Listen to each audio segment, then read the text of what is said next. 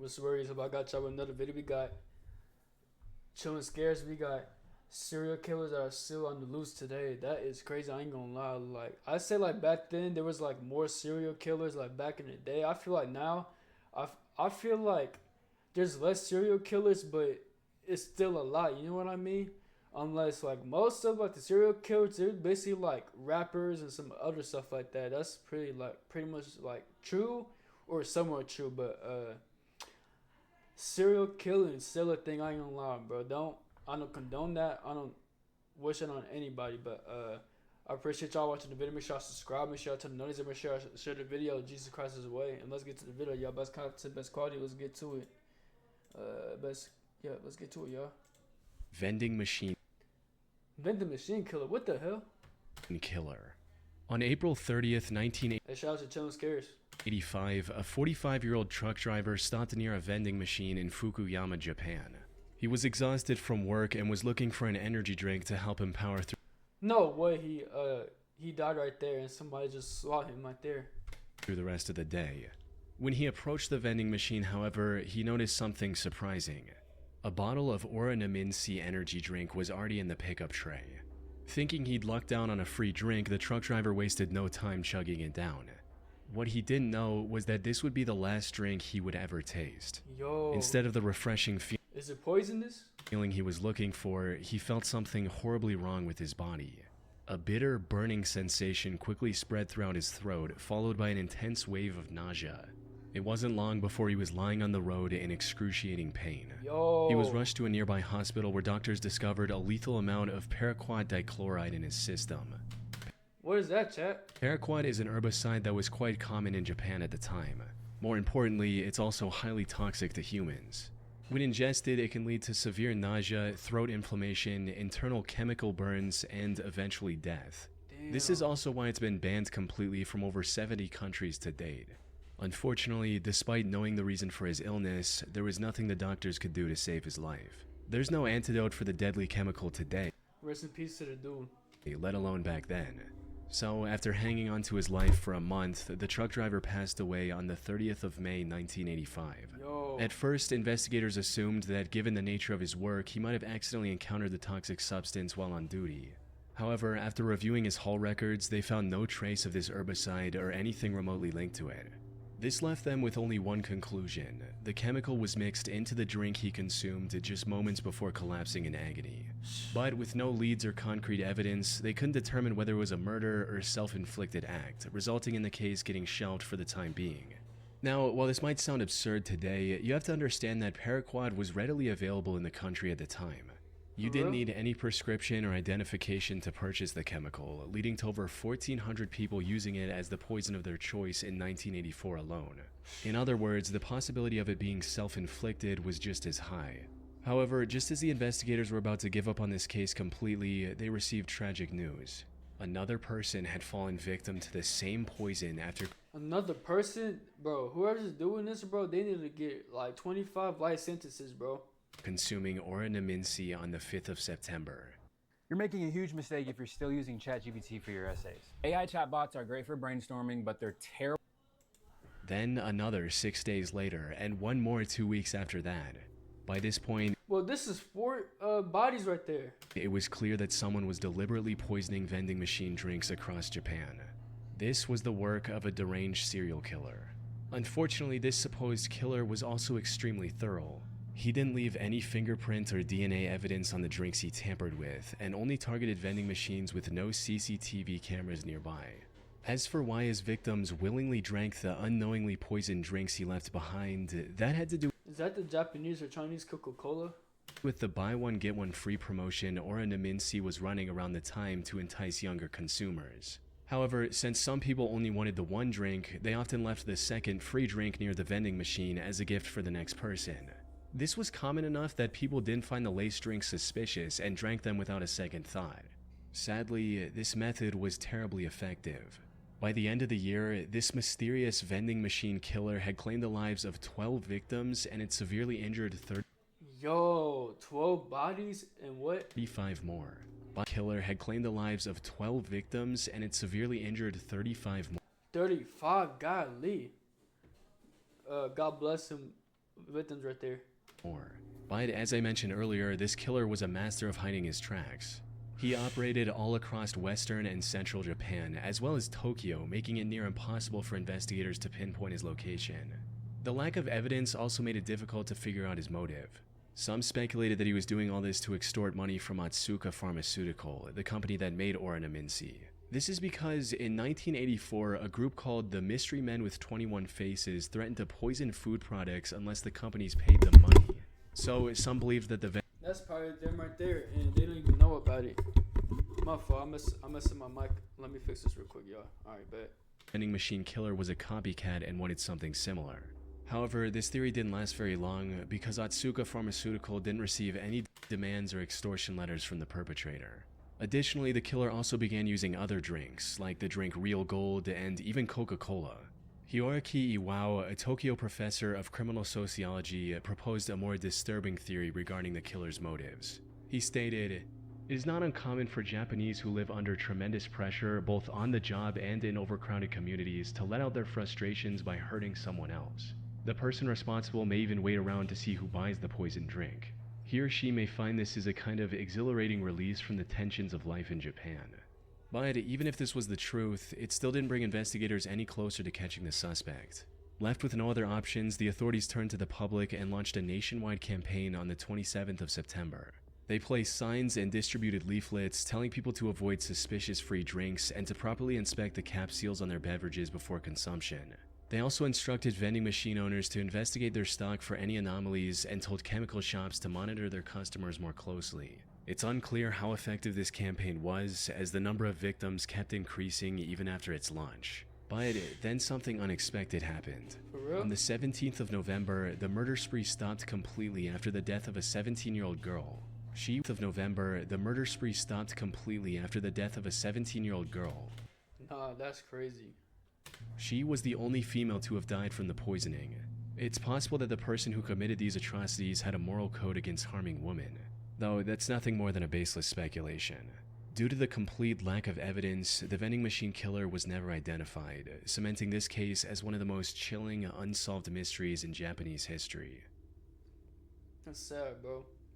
My condolences go out all to their families, and God bless the victims too. Rest in peace. Little Rock serial stabber. Little Rock serial stabber. On April 11, 2021, the Little Rock Police Department received a distress call from South Pulaski Street regarding a potential homicide. When they arrived at the scene, they found a middle-aged woman lying on the street with stab wounds all over her body. No. This woman turned out to be 41-year-old Deborah Walker. She was homeless at the time and was living on the streets when this incident happened. For real? She was quickly taken to the hospital where medical staff discovered that she had been stabbed at least 15 times. Despite lying on the street, bleeding for what may have been hours, she miraculously survived and managed to regain consciousness the same day. God is good. Investigators also visited her in the hospital to gather any information she could provide about her attacker. Unfortunately, she was attacked somewhere between 1 and 4 a.m. It was still dark outside, and all that she 1 a.m. to 4 a.m. is crazy. saw was that her attacker was a tall, African-American male with a slender build. Now, in most other similar cases, such limited information would hardly be enough to generate any leads. But in this instance, the description Deborah provided left the investigators in disbelief. That's because her attacker's profile closely matched the perpetrator of another incident that took place about 8 months earlier in the surrounding area. Oh, for The real? victim of that incident was 64-year-old Larry Eugene McChristian. He was living in Little Rock with his daughter Sarah, who was on probation at the time. On the 20th of August 2020, he had a medical emergency and was taken to the hospital in an ambulance. He was discharged from the hospital the next morning. However, when the hospital staff tried to contact Sarah so she could pick him up, she wasn't answering her phone. So they gave Larry the information about a nearby homeless shelter and a bus token to get there. Later that day, Sarah came to the hospital looking for her father, only to learn that he'd been discharged hours ago. She then reached out to the homeless facility Larry was told about, but they didn't know anything about his whereabouts either. The only option she had was to file a missing persons report and wait for the police to find Larry. 2 days later, on the 24th of August, Sarah received the call she was waiting for. Tragically, it wasn't the news she had hoped for. According to the official report, the Little Rock Police Department found Larry's body on South Gaines Street at around 2 a.m. Yo. They identified him by the hospital discharge papers he had on him. More importantly, he had multiple stab wounds on his body and was unfortunately already dead by the time the police arrived. Wow. His death was declared a homicide, and the investigators began looking for clues almost immediately. This proved quite impossible at first, since there were no witnesses, and there wasn't anything that could be used as evidence at the crime scene. However, after inspecting the surrounding houses, they had a major breakthrough. The CCTV camera outside a nearby house had captured the suspect walking down the street when suddenly he spots Larry and begins walking towards him. After committing the crime, he tries leaving the area, only to stop, go back, and stab Larry one last time before fleeing. Nah, this dude is evil, bro. You're literally about to leave and then like, oh, I should poke this dude again, just for the fun of it, or just make sure he's dead. Yo, what type of like demonic and evil stuff is that, bro? When suddenly he spots Larry and begins walking towards him. After committing the crime, he tries leaving the area, only to stop, go back, and stab Larry one last Nah, this is pure evil, bro. time before fleeing. As mentioned earlier, this man matched the profile Deborah gave to the police, leading investigators to believe she was attacked by the same person. While looking into older cases, they also connected the same killer to another murder that happened in the area on September 23, 2020. The victim of this incident was 62-year-old Jeff Welch, another homeless man But what's up with this dude killing old people, bro? who was living in an abandoned home. On the morning of that day, Jeff's friend found him on the porch of his house with a stab wound on his neck. By this point, the investigators knew they were dealing with a deranged serial killer. However, just as they uncovered the connection between the three attacks, another tragedy unfolded. On April Bro, this dude is 12, 2023, a day after the attack on Deborah Walker, another one of his victims was found on the Wright Avenue overpass. The only thing in common with these 4 attacks was that they all involved homeless individuals, and they all happened between 1 and 4 a.m. There seemed to be no clear pattern on how the perpetrator selected his targets. This left the Little Rock community terrified to leave their homes, fearing they might become the next victim of the serial killer on the loose. After realizing the potential danger of this situation, LRPD began spreading awareness about the man who is now being referred to as the Little Rock Slasher. They also turned to the public to ask for any information they could provide on the matter, and even announced a $20,000 reward. We also need your help. If you have seen anything suspicious or have surveillance cameras on your homes or businesses in this area, please contact us at 501.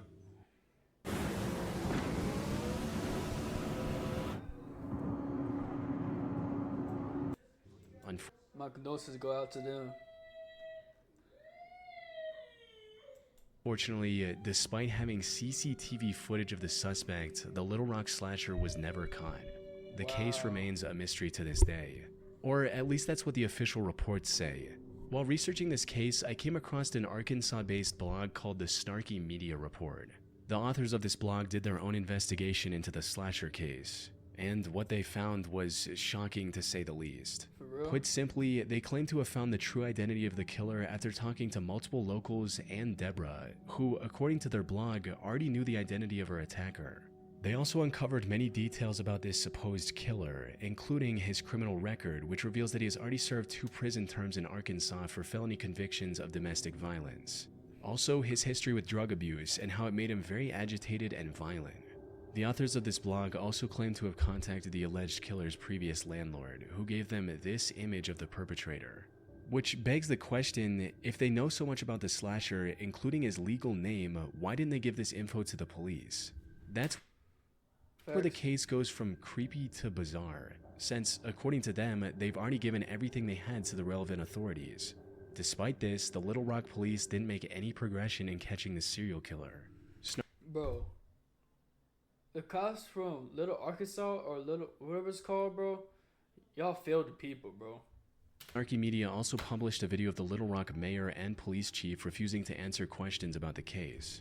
This seems to hint at something incredibly shady going on behind the scenes. That said, there's no way for me to confirm if the authors of the Snarky Media blog are telling the truth. For all we know, their whole investigation is made up, and this is just some random guy who has nothing to do with the 4 attacks, and it's all a ploy to make the Little Rock Police Department look bad.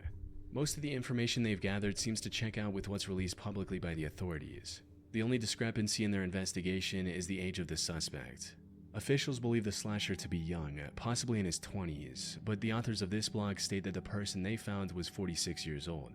Unfortunately, this is where the leads end. Whether snarky media is telling the truth or not remains uncertain.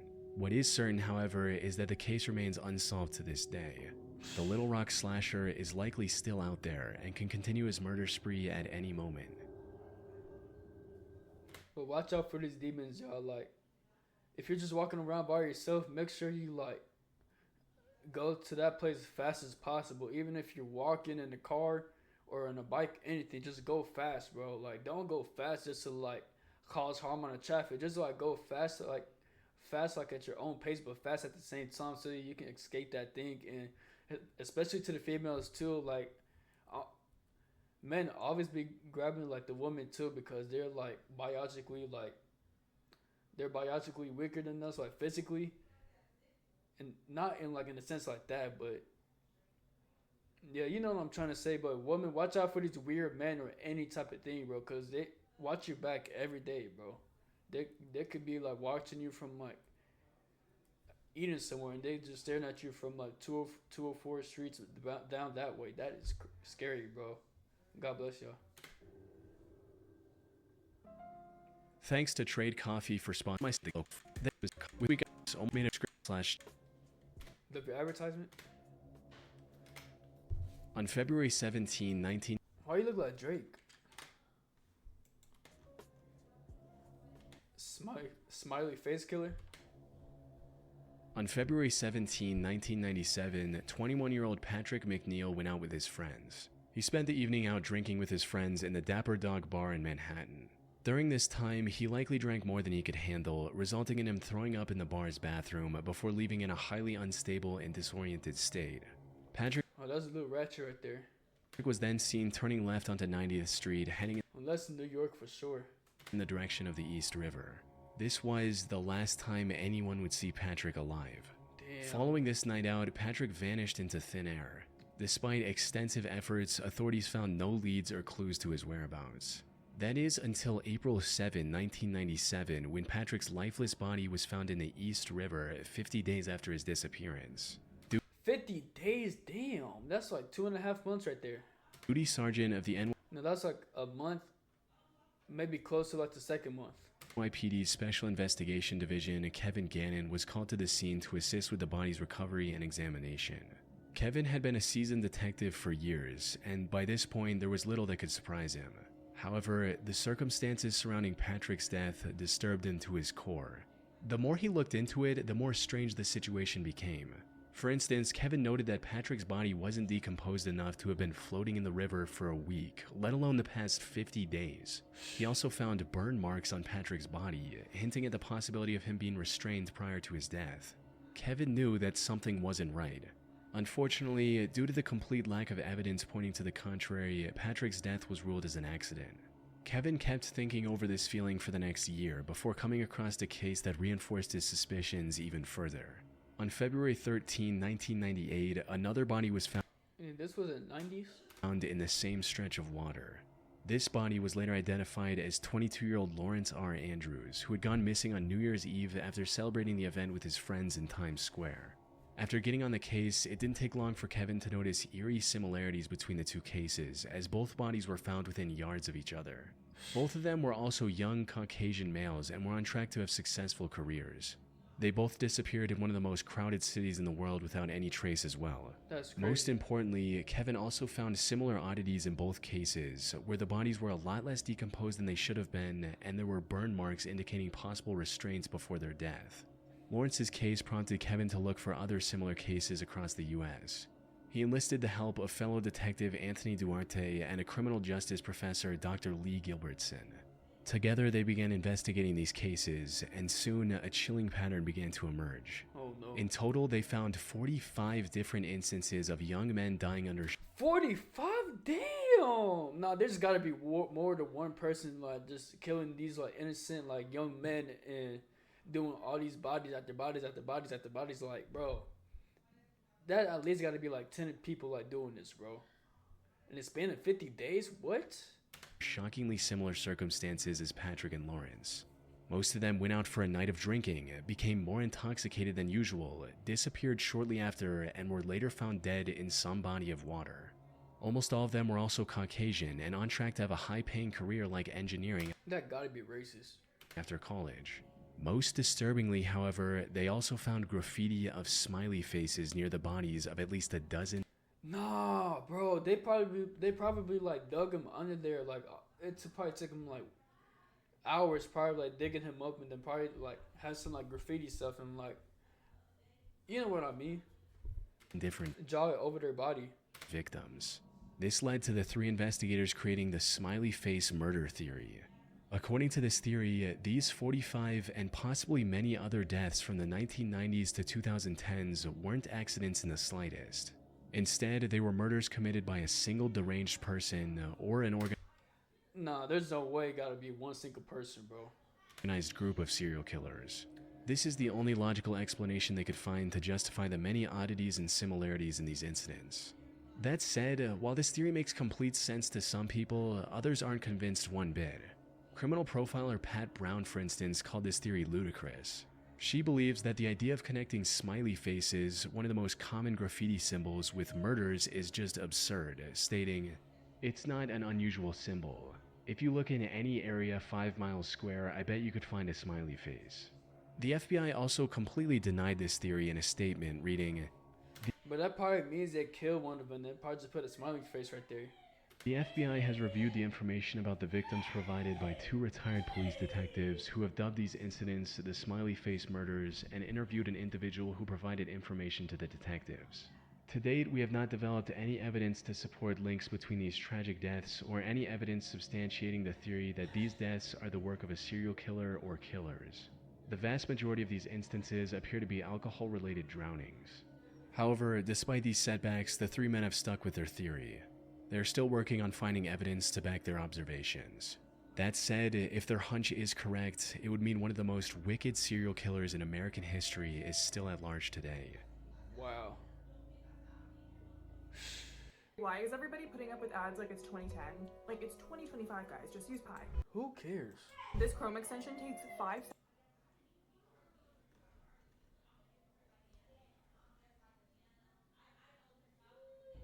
I-70 killer. I-70 highway killer? I'm tired, y'all. Robin Fuldauer was a 26-year-old Indiana University graduate who was working at an Indianapolis Payless shoe source store near I-70 in 1992. The 8th of April was supposed to be her day off. However, just as she was getting ready to relax at home, the employee who was supposed to man the counter called in sick. Left with no other options, her manager called Robin and told her to cover the shift instead. Robin wasn't very happy about this emergency shift change, but she reluctantly agreed, arriving at the store at 10 a.m. and starting her shift as usual. Unfortunately, her day was about to get a whole lot worse. Everything seemed normal until 2 p.m. when the manager called the store for a routine check. To her surprise, Robin wasn't picking up the phone. She kept trying for a few minutes before giving up and calling the Speedway gas station neighboring the shoe store. One of the gas station employees, a friend of Robin's, went to the Payless store to see if she was doing okay. However, what she found inside left her confused. The store was in slight disarray and some of the shoes were missing from the shelves. The cash register was also open and there was no money in it. Most concerning of all, there were no signs of Robin anywhere. Her friend called out Robin's name, hoping she was just in the back and would respond. But when she didn't hear anything from Robin after minutes of standing in the store, she became worried and called the police at around 2:20 p.m. The cops arrived within minutes and began searching the store for clues on Robin's whereabouts. And it wasn't long before they made a devastating discovery. They found Robin lying in the store's back office, covered in blood. It was already too late. During questioning, an employee from My condolences go out to their family. the store across the street claimed to have seen a strange man loitering around the shoe store a couple hours earlier. According to this employee, the man sat on the curb for about a half hour, rifling through his bag and staring at the Payless store. They then saw the same man a few minutes later trying to hitch a ride back to Interstate 465, which was about a quarter mile from the store's location. Unfortunately, they were too far away to get a good look at the man's face.